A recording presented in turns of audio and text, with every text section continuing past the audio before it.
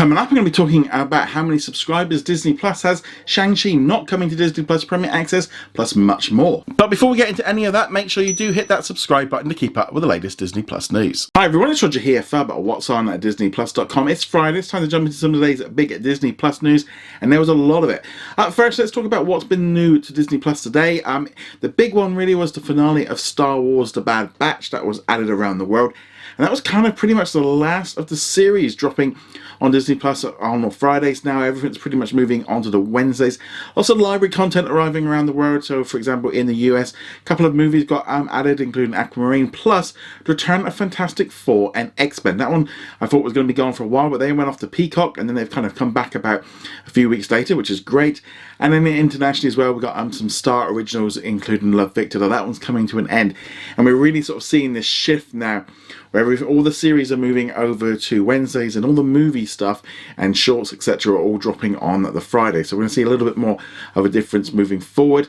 But yeah, check in tomorrow on tomorrow's podcast, where we talk about Star Wars The Bad Batch, plus some of the other originals from this week, including What If. So yesterday, Disney held its third quarter financial results investors call, and there was lots of information that came out of it. Up first, at these events, we always find out how many subscribers Disney Plus has.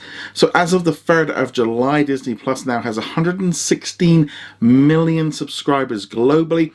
Around 40% of those are in India, and it's a massive jump. They managed to pull in well over 10 million from back in April, far exceeding any expectations, which really impressed the stock market. That really kind of just drove the price up because they were able to get so many more. In this quarter, they were able to launch in Thailand and also in Malaysia, so that helped bring up the numbers. Plus, just in India, they just went able to bring in a lot of people. And I also think as well with all the Marvel shows, like with Loki and stuff, they've been able to keep people engaged and keep subscribed, which is a great thing. Also, during the same investors call, we found out a little bit more about the international rollout of Disney Plus, with some new kind of rough dates of what's going on. Unfortunately for Central and Eastern Europe, it looks like that one has been delayed till summer of 2022. It's supposed to be this year. They've pushed it back.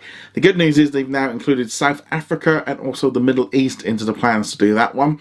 In October, we'll be getting Disney Plus launching properly in Japan. At the minute, you can get it through like a third party, but it's going to be going fully, and they're going to have all the content on there. And then in November, it'll be coming to Taiwan, South Korea, and Hong Kong. Unfortunately, there's lots of other countries that still haven't had it announced, but we're kind of seeing this rollout of Disney Plus internationally, and those numbers are just going to continue to grow as they keep putting Disney Plus into more regions. It was also revealed in the financial details that the NHL has forced Disney to purchase the 10% that the NHL owns of Disney streaming services, which is kind of the people that make Disney Plus and ESPN Plus and kind of run Hulu as well. This is all part of a deal going way back with BAMTech from years ago, where it was kind of built off the NHL, and then they kind of branched out. Disney came in, brought more of it, and then brought a bit more of it. So they had a contract that basically this year NHL could kind of do kind of what they want to do with Hulu, really, where they forced Disney to buy it. It was all agreed to beforehand, and now Disney have paid $350 million for that 10%. It's also been confirmed that the Major League of Baseball has also got a 15% stake in it, and they've kind of got a clause that Disney have to buy them out by 2027. And I think this just makes a lot of sense. They're kind of just getting hold of these companies and just forcing it all. So if you look at this, and with Comcast and everything, there's a lot of money going out on just kind of getting full control over the things that they need, like for the streaming services. So a big lot of money. During the investors call, it was also confirmed that Disney will be hosting Disney Plus Day on November the 12th, where we're going to see lots of new content arriving on Disney Plus. It's going to be a cross-promotional event, so expect to see it across all of the different social medias, at the theme parks, on the cruises and everything like that, where they're just trying to get as many new people to sign up to Disney Plus. There's going to be maybe a live event where they're going to be announcing stuff. Maybe not on that same level as the Investors Day, but they're kind of going to do something a bit like that. Hopefully it's a lot better than the streamer event that happened recently with the running water. I'm going to be at that point now. Whenever Disney do an event, that's my expectation now. Just running water. If they go above that, it's a win. And I will always say to everyone, just kind of expect next to nothing, and then if you get more, that's always a good thing. But just keep that in mind. So that'll be happening then. It's going to be an international event, so it's not just for the US, though there's going to be a lot of US content. Already on the day, we're going to be getting the new Home Alone movie, and we'll also be getting Jungle Cruise on that 12th. So that's definitely a big thing, and we're going to be seeing lots more coming in. Probably some trailers and stuff as well for what's coming maybe in the months ahead. The main idea of this is just to try and get more subscribers for that peak winter season, you know, that kind of bit between November and December, January. That's when, you know, so many more people will subscribe to Disney Plus and trying to keep them. So that is definitely a key thing moving forward. It was also confirmed at the event that Shang-Chi and the Legend of the Ten Rings will not be coming to Disney Plus Premier Access.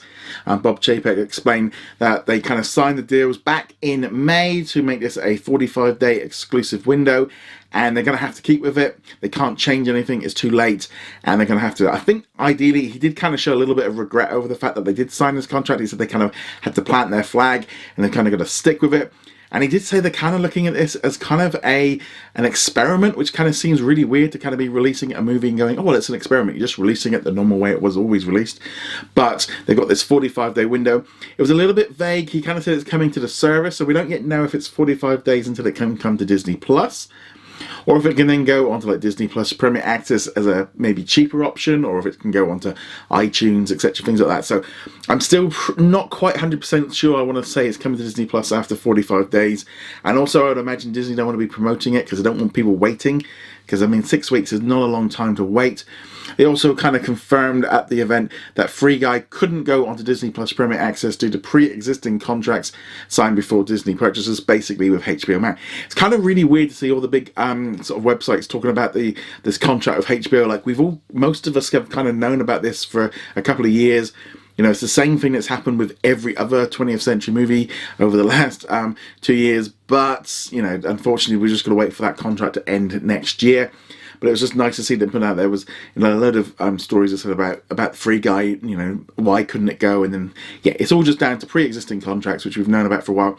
But obviously, internationally, it can go onto Disney Plus once it's finished that 45-day window. And finally, FX has announced a number of new shows that are going to be coming soon at the TCA Winter Press Tour. This is where they kind of announced a load of things coming up over the winter and ahead. So we also have had it confirmed that there's going to be a second season of American Horror Stories. There's also going to be some new spin-offs, American Sports Story and also American Love Story.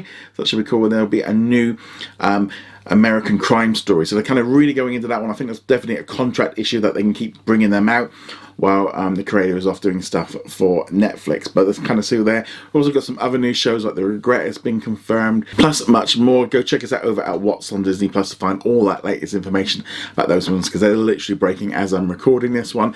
But anyway, guys, thank you very much. As I said, a big week. But let me know what you're going to be watching on Disney Plus over the weekend, or if you're going to go see Free Guy at the cinema. I'd love to know your thoughts. Thank you very much for watching this video. Make sure you go check us out over at whatsondisneyplus.com. Like, follow, and subscribe. Also, a huge thank you to all of our supporters over on Patreon and also on our YouTube channel memberships. And I shall see you guys in another video. Laters.